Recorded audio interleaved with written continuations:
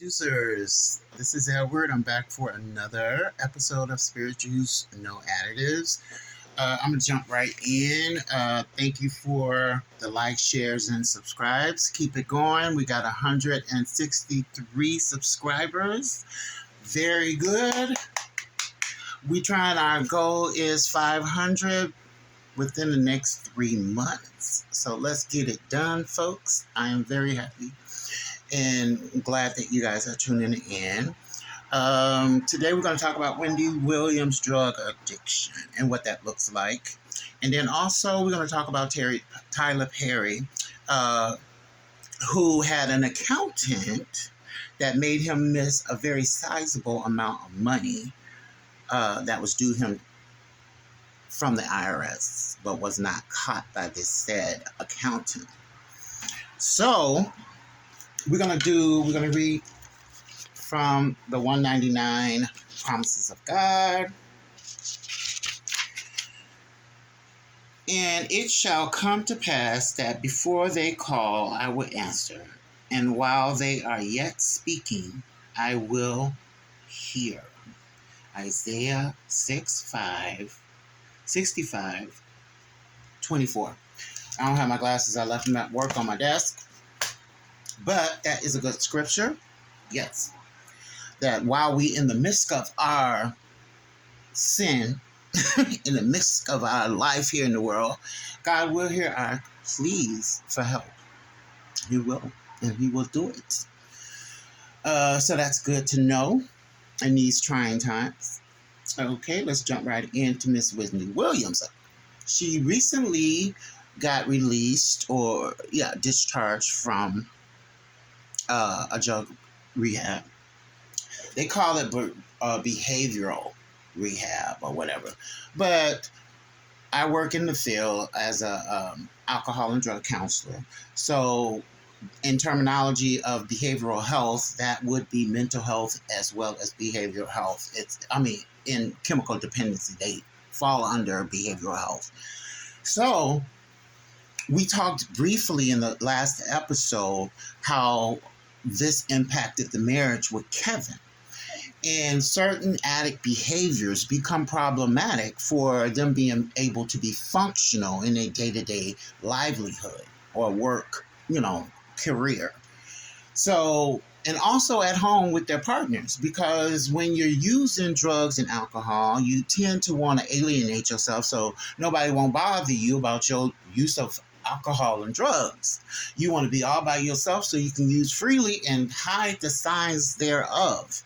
So, and then there's a certain, for most people, your sexual appetite is decreased significantly. You become irritable during those times where you have to be sober to work. You're anticipating getting off and going to do what you want to do, which is more than work. You want to get high. So that behavior can be taxing on the partner or significant other or the spouse. In that, we know Kevin had to hold Wendy together.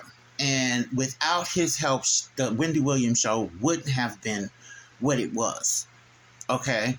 He had to make sure she, after a night of binging and using coke, would have to make sure she get on that stage and perform. So, yes, it took a very serious toll, not only at work, but also at home, in that she was hiding in her room. She said in her first marriage that she used to alienate herself from her husband, and she wasn't sexually attracted or had that urge to have sex because of her use. And who wants to have sex with an addict or a drunk, person, that's not there. Really, their mind is on the drugs and getting high and more high and more high.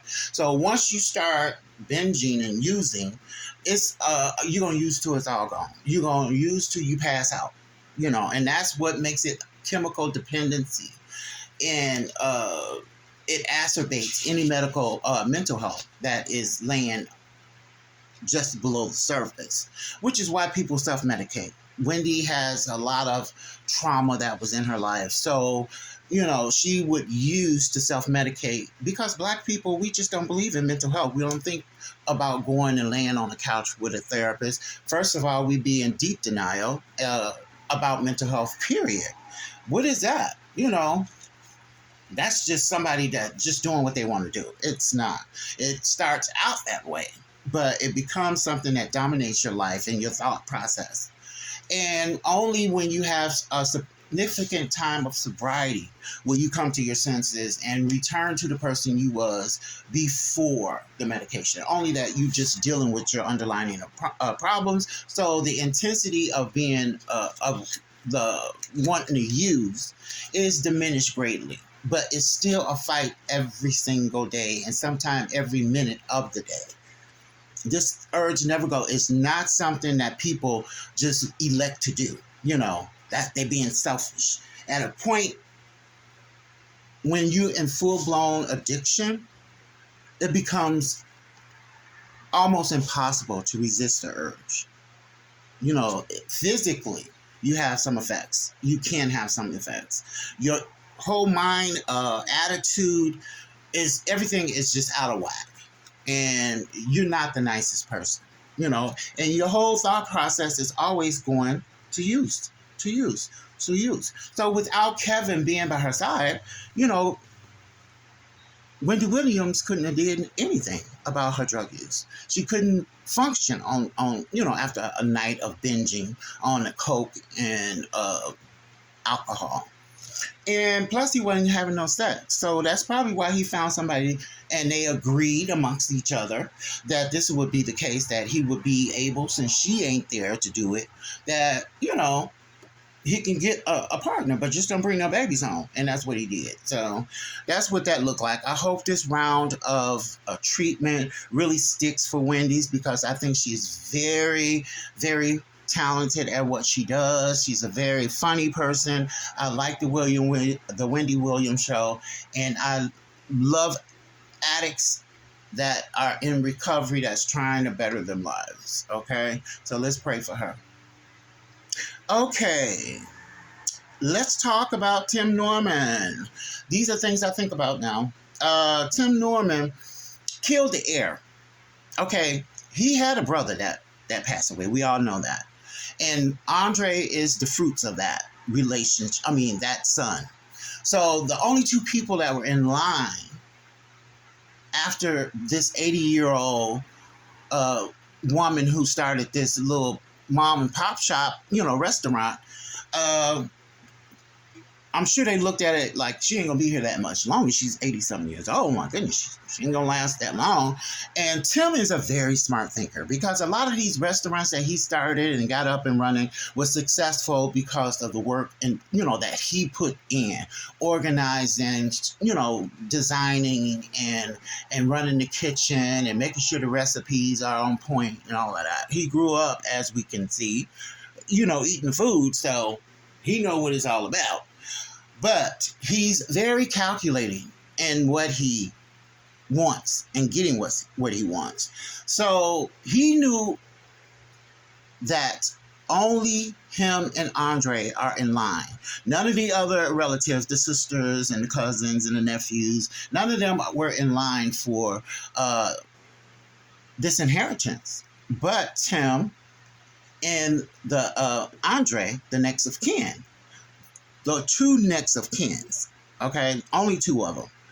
So I'm sure that greedy Tim Norman didn't want to share what would be left behind.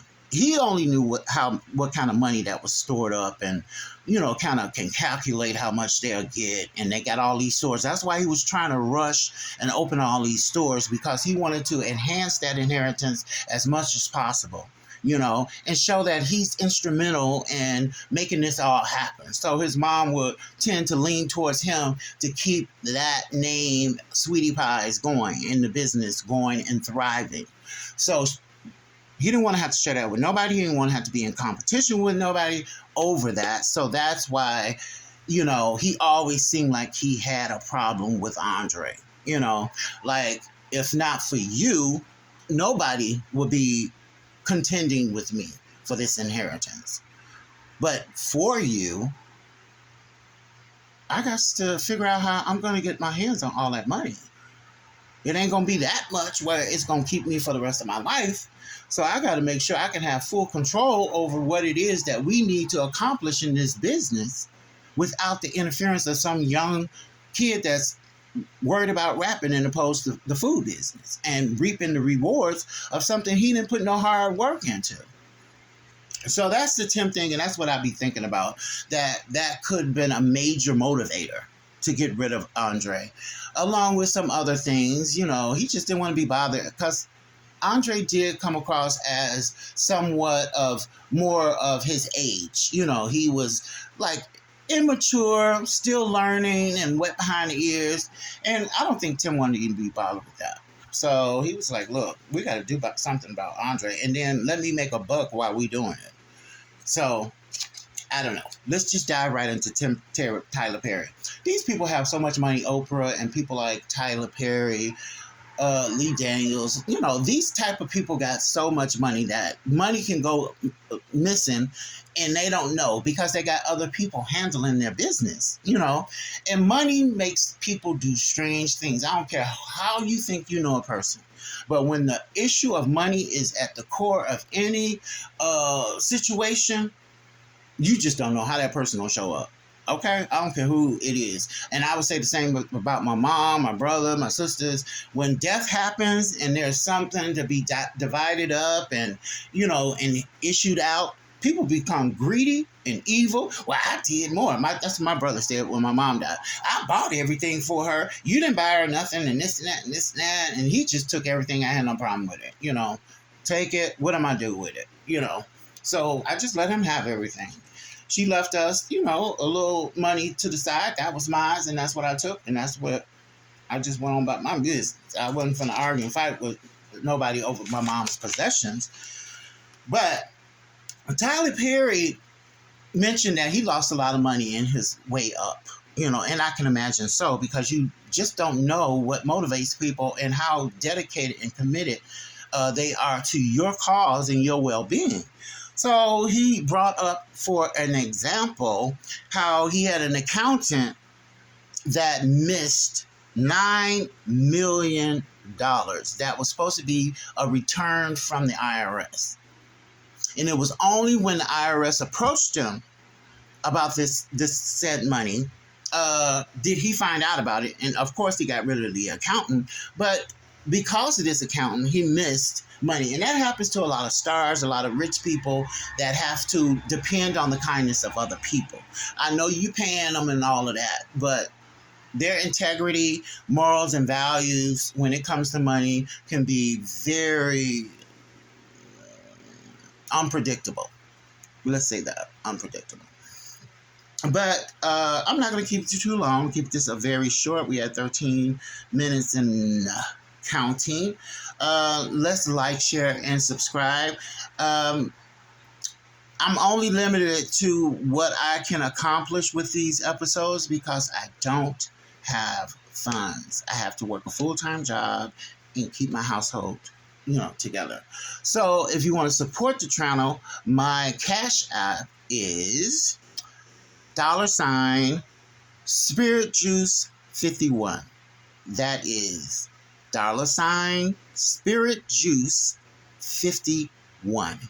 And you can drop $1 or $2, whatever, you know, your heart's desire, to help out the channel so that we can thrive and grow and make this more of a quality time. You know, right now I'm putting out a lot of videos because of my work schedule, and I just want to have my subscribers some meat on the bone so they can chew on between me recording episodes. And also like, share. We need to get those subscribers up. We want to build our community, and we want to enjoy our community and be able to do more things. So also support. But with that, I'm going to thank you guys for your support in advance. And I am going to leave you now. Thank you for tuning in to Spirit Juice No Additive. Bye.